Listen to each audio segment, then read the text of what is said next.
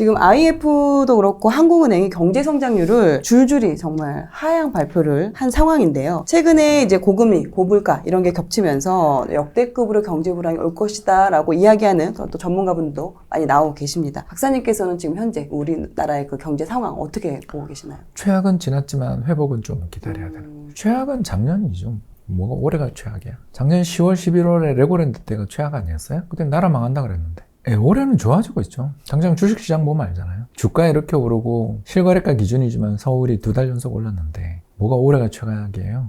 그건 작년에 했어야지. 작년이 최악이었죠. 작년은 진짜 심각한 불황이었어요.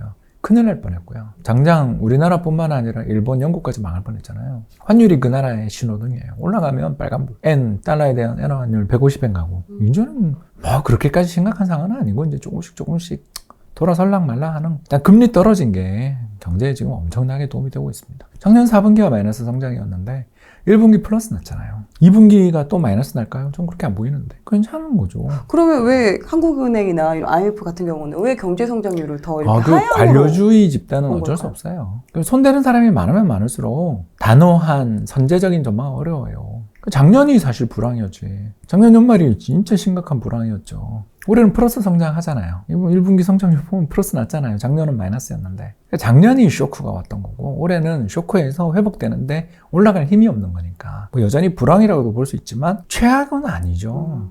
작년 4분기가 최악이었죠. 10월, 11월은 끔찍한 불황이 왔잖아요. 그럼 지금 수출 현황이나 이런 거는 많이 나아진 상태인가요? 아니요. 수출도 안 좋죠. 안 좋은데 떨어지는 속도는 작년이 훨씬 더 가팔랐다는 거죠. 작년 10월, 11월 수출은 뭐 그냥 절벽처럼 떨어졌잖아요. 여기에 이제 올해 경기를 낙관하는 두 번째, 그러니까 낙관이라기보다는 마이너스는 안 난다고 보는 두 번째 이유는 원자재 값이 이렇게 빠지는데 불황 오는 걸 본 적 없어요. 우리 휘발유 기름 넣으러가면 1,500원대가 속속 보이잖아요. 작년 이맘때 얼마였어요? 2,000원 넘었잖아. 500원이 빠졌는데. 지금 저 안 그래도 오늘 오면서 보니까 1,484원 막 이래. 네, 그리고 작년 연말에 또 가스값 오른다고 난리 났잖아요. 지금 요새 가스값 이야기하는 사람 있어요? 올해 연말 되면 가스값 뭐 엄청나게 빠져 있을 것 같은데요? 가스 요금 다 인하될 텐데. 그러니까 한전 전기요금만 작년 못 올린 것 때문에 올해 올린 거지. 지금 유가가 오펙이 감산한 게 180만 배럴인가 110만 배럴인가 감산을 했는데 그거 감산을 했는데도 국제유가가 지금 60불대예요. 작년 이맘때 130불이었잖아요. 반토막이 더 났어요.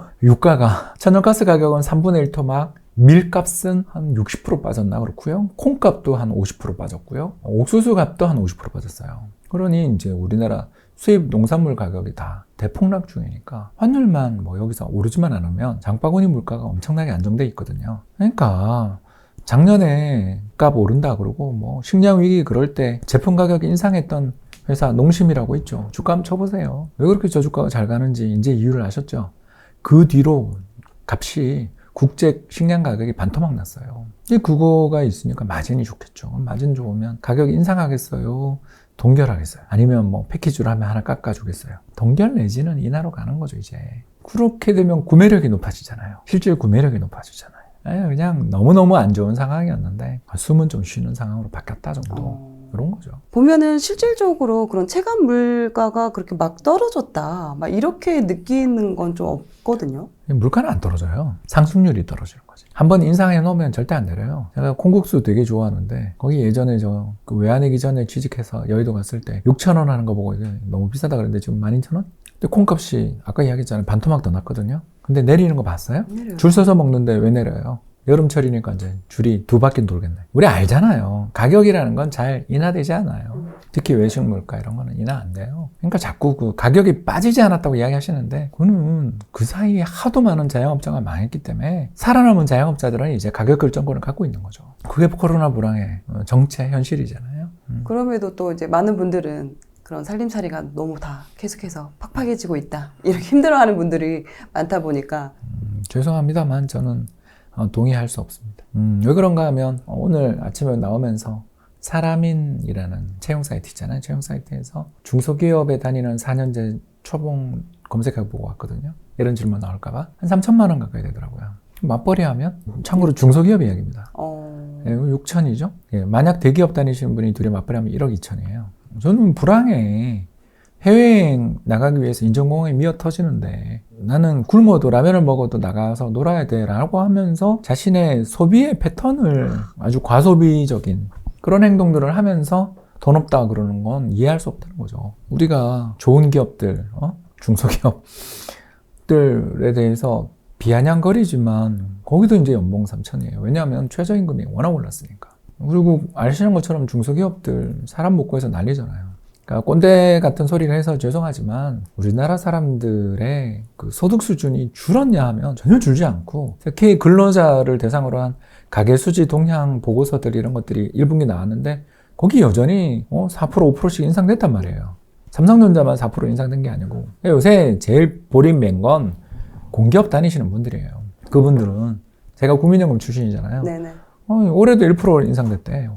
소비자 물가가 지금 3%인데 이게 마이너스 임금 상승이잖아요. 그러니까 화가 나는 거 이해한다니까요. 인정하는데 어쩌겠어요. 경제가 그렇게 어렵다 그러고 특히 계속 그런 공공요금 인상되는 상황에서 거기 연봉 크게 못 올려주는 거죠. 반대로 이제 민간 기업들 입장에서는 사람을 구하기 힘든 상황에서 임금이 안 오를 수는 없었고, 중소기업조차 대기업 절반이라 그러지만 그래도 초봉 3천 가까이 되는 상황인데 맞벌이 하면 6천. 근데 우리 아시는 것처럼 그 신혼부부 특공이나 이런 거 받으려면 7천 이하여야 되잖아요. 네.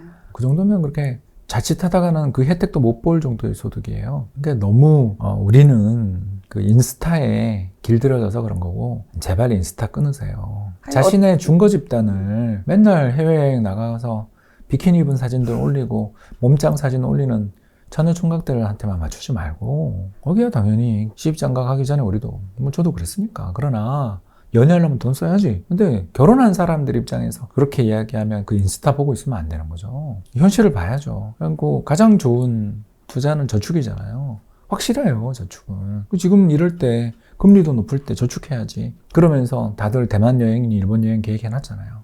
캔슬 하세요. 지금 그럴 때가 아니잖아요. 환율도 이 모양 1,300원인데 환율이 이렇게 높은 상황에서 무슨 해외를 나갑니까? 모아야죠. 죽자고 모아야죠. 이럴 거 깨물고 모아야죠. 그러다가 2년, 1년, 2년 뒤에 호황이 올 거거든요. 이미 저는 돌아섰다고 보는 쪽이니까. 내년이든 내후년에 호황이 올 때 그때 가세요. 그리고 그걸 하는 거죠. 우리가 다이어트 하는 사람들이 금요일 날은 치팅데이 치킨 시켜 먹듯이, 내가 5천만 원 모으면 자기야 우리 여행 가자. 1억 모으면 어디 가자. 이렇게 계획을 해야지. 여름에는 놀러 가는 거고, 어디는 남들 하는 대로 다 따라하고, 제주도도 한 번은 가야지. 캠핑 어디도 가야지. 이러면 돈이 안 모이는 거고, 돈이 안 모이는데 조금이라도 불황이 오면 어려워지는 거고, 내가 불황이 오는 순간 이렇게 어려워졌다라면 나의 소비와 투자의 패턴에 문제가 생겼구나라고 생각하고 기분은 나쁘죠. 제 이야기가 기분 나쁠 거예요. 그러나 지금 이럴 때가 바로 잡을 때 아니에요. 저는 회사 생활을 너무 오래 해서 그런지 모르지만 은퇴를 다 가고 나니까 음식값이 너무 비싼 거예요. 왜냐하면 제가 법인카드로 먹다가 손님들하고 먹어야 되니까, 영업해야 되니까. 근데 지금 스타트업 하면서 직원들 밥 사주기도 힘든데, 제 법인카드로는. 우리나라 물가가 너무 비싸고 남들 가는 데를 간다라는 게 얼마나 비싼가 생각을 해보면, 좀 도시락 좀 싸오던가. 저도 총각 때 열심히 도시락 싸서 다녔으니까. 아니면 그 샌드위치로 런던 가보니까 전부 공원에서 샌드위치 먹고 있더라고요. 앉아서 추운데. 저도 그 런던에 가서 밖에 나가서 못 사 먹겠더라고요. 그 파이브 가이즈 햄버거 집이 있어서 갔는데, 우리나라 곧 들어온대죠. 4시 조금 밀크쉐이크 하나 시키고 햄버거 4개에 내주고 왔으니까 10만 원 나오더라고요. 그래서 그 뒤로 집에서만 햇반에 삼시세끼 해 먹었거든요. 제가 레지던스에 먹었으니까. 여기 오는 것만 해도 정말 큰 돈이 들지만 와서 외식은 저는 무서워서 못 하겠더라고요. 저는 솔직하게 생각합니다. 돈을 쓸 때 안목이 있을 때 쓰는 게 좋지 않나. 안목이 있을 때. 그러니까 나이도 좀 들고 사회 경험도 쌓이고 세상에 대해서 조금 보이고 간접 경험, 책으로 간접 경험도 많이 하고 그럴 사람들 입장에서 가서, 저는 그래서 돈 아껴서 콘서트만 보러 다녔거든요. 축구 경기랑. 그거 보면서 느낀 게, 우리나라보다 1인당 국민소득이 한 10,000불 더 높은, 그건 40,000불이니까 40,000불인 영국 사람들도 점심에 그렇게 하고 있는데, 우리가 그렇게 다 주거 중심 지역의 그 비싼 물가를 생각하면 그걸 일주일에 한 번 연애할 때 가는 거지. 결혼한 다음에는 꿈도 없고만 힘든 거고. 저도 죽자고 노력해서 순자산 기준으로 해서 집 말고 순자산 만든 게 딱 15년 전이거든요. 그때 이후 열심히 저축하면서 연봉이 오르는 건 전부 전액 저축을 하면서 그걸로 종잣돈 굴리면서 작년처럼 주식시장 폭락하고 자산시장 폭락할 때 들고 있던 달러로 저가 매수, 이걸 딱 3번 하니까 이렇게 사업도 하고 있고, 이렇게 집도 사고 그랬거든요. 처음에 그게 있는 건 아니잖아요. 우리 힘내보아요.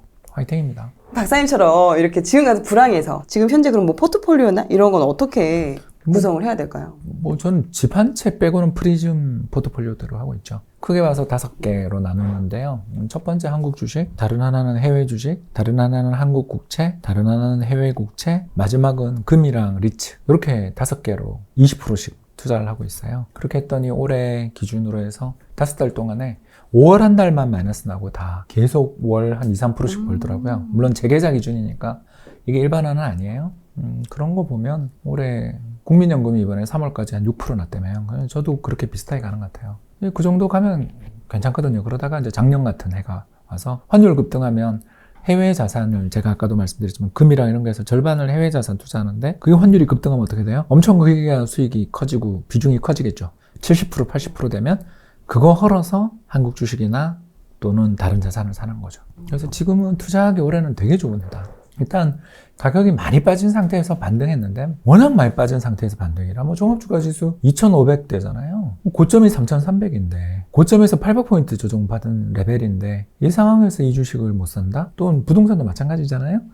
35% 정도 우리나라의 서울 지역 아파트 실거래가 기준으로 해서 고점 대비 저점이 마이너스 한 30%, 35% 났거든요. 거기서 한 5% 올랐다? 10% 올랐다? 그래 봐야 빠진 게 엄청나잖아요.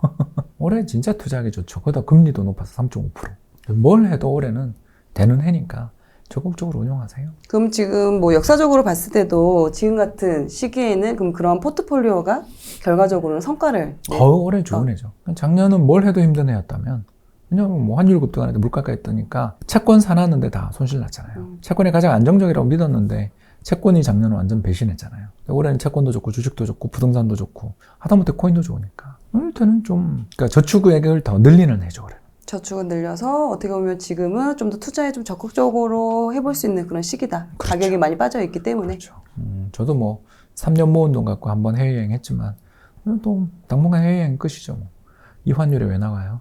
그런 식으로 운용을 올해는 상당히 저축에 효과가 있는 저축 챌린지 하시면 좋을 것 같습니다. 올해. 친구들하고 우리 월부 멤버들하고 같이 이렇게 저축 챌린지 하면 좋은 해 같습니다.